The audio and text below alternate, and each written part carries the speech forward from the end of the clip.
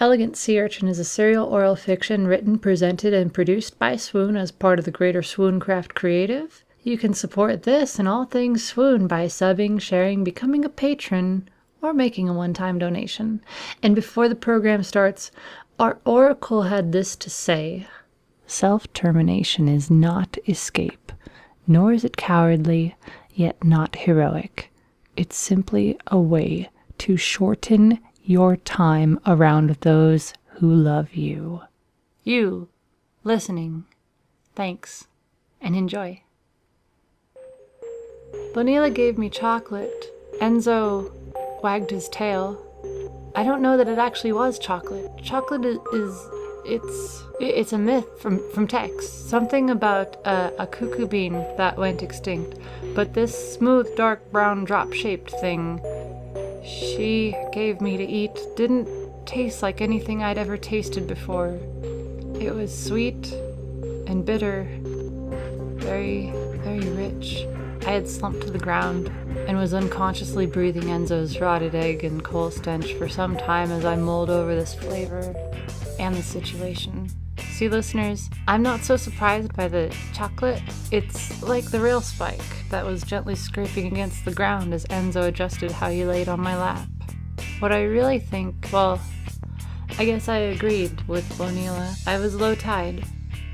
And before I could try to drag myself and Enzo and Heather out of the Bonilla Hollow, Uncle 3 rapped on the alcove threshold, saying, "Ladies, the elder Bonillas finished preparing the evening's meal."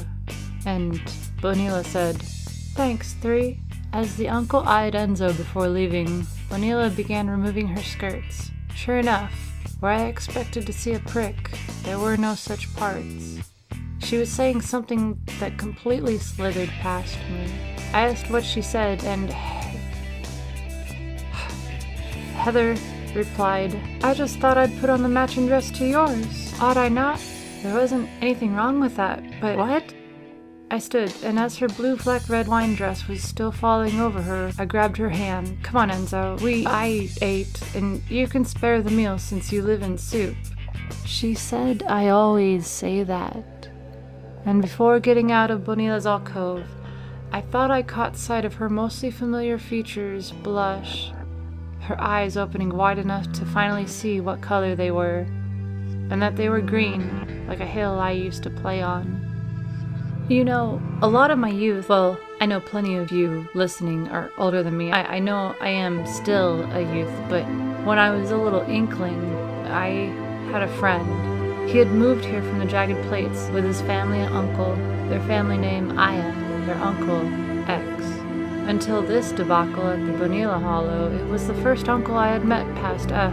Anyway, the Aya in my learnings year was scrawny, pale, and red-crowned. His twin sister, Yule, was and still is a terror, but he loved her, and I tolerated her when we played, because I felt like he needed someone. Because I can feel it when I'm in the same class as Yule, that she feeds not on food, but on us. This isn't cannibalism like we learn about from the last great sustenance war. No, it's like she feeds on life force. She's Captain Cheer. Back when End School first began, she asked me to try out with her. It's weird that she thought we were friends, when only a year earlier, the boy that connected us had passed on to a better life. Wow. It's weird to talk about death since my opinion is changing. Why isn't the life we live right now better? I can't get sidetracked.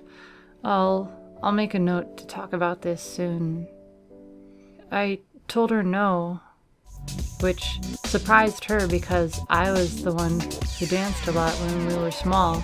You see, Aya's tall, like sculpted statue kind of tall. Meanwhile, her brother and I never really grew. I asked Grandma about this when I realized it, and she said the women in our family are always pixie-like. But I don't buy it. The older Ayers are lean and statuesque too, and meanwhile, he never got that big. She feeds on her pet rat dog that shivers constantly. She fed on him, and he vanished before we were done with first school. And those days were almost like magic. Grimmum taught the three of us about older rune locks, how if you wanted to unlock them, you have to pay attention to the glyphs. It was mind-blowing learning that bloodstones aren't the only secure locks, to learn that there was a whole area of security slowly being left behind. Snot or saliva. Grimmum said some even used earwax.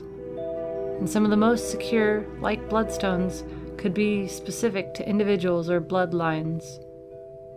And that these various forms of stones could be used together to make an even more secure seal. And we learned these things and played and ate on mossy green hills up on the plateau, where the purple shine is most dazzling, and where every breath isn't thick like cotton candy. And I think that's what we needed.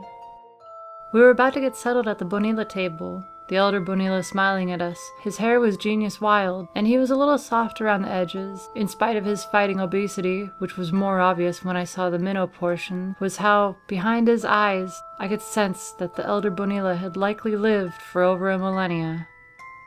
It's very terrible how the tendrils of government often suppress families, leaving one member alive until there's either a need for repopulation or they buy their way into having another child.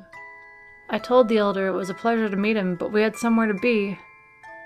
And he simply smiled, saying, "You say that all the time." Somehow, I had heard him say that before, but I know I've never met the elder Bonilla. He looked familiar, so maybe I had seen him at a doorball game or something. I couldn't place it. Why was all of this haziness swarming me now? I've been a regular teenager for as long as I can remember, never causing much of a fuss or falling in line except to Grimmum's word. I'm not an indecisive or a particularly forgetful person. I felt like I couldn't breathe. The panic not having chosen what to write on my career path was a larger monster the more I tried to keep it out of mind. Hazmat jobs are a quick route to death.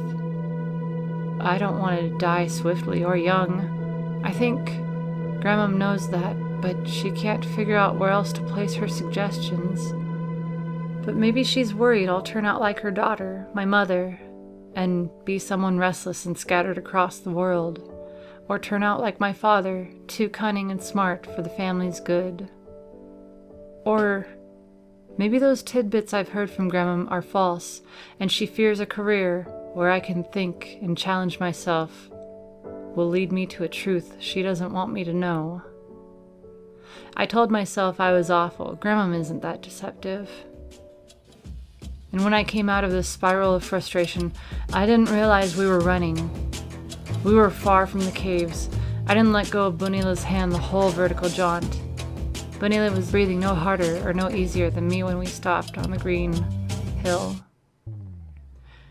I collapsed to the soft green moss. The purple shine had long passed.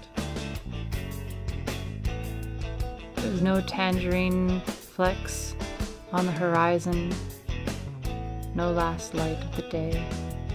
It must have been nearly the hate hour. End of school was at dawn, and I'd normally be asleep within the aught.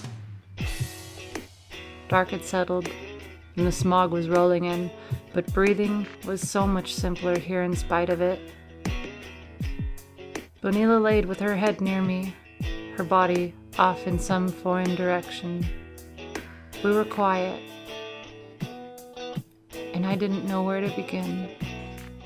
I have a sponsor. I almost forgot to include their promotion. I forgot yesterday too.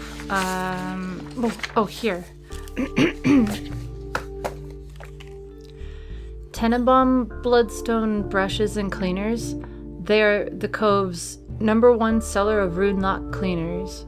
No No matter where or how your bloodstone seals are set, they have a cleaner to suit your needs. Manufacturers, as you know, suggest a minimum of regular monthly cleaning to ensure no excess buildup of coagulated hemoglobin, and often the makers of our most trusted, sturdy, and secure bloodstones recommend Tenenbaum bloodstone brushes and cleaners be used once a fortnight. And here I'm supposed to include a part about using one of their products myself. I've never cleaned a rune lock. Grandma always scrubs ours once a week by hand. She says chemicals make bloodstones degrade and the essence that makes them secure wane. But my loathsome listeners, you should definitely use Tenenbaum's bloodstone cleaners.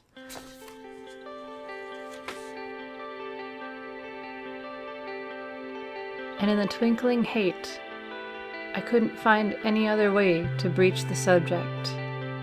So I asked plainly, "What happened at the shore?"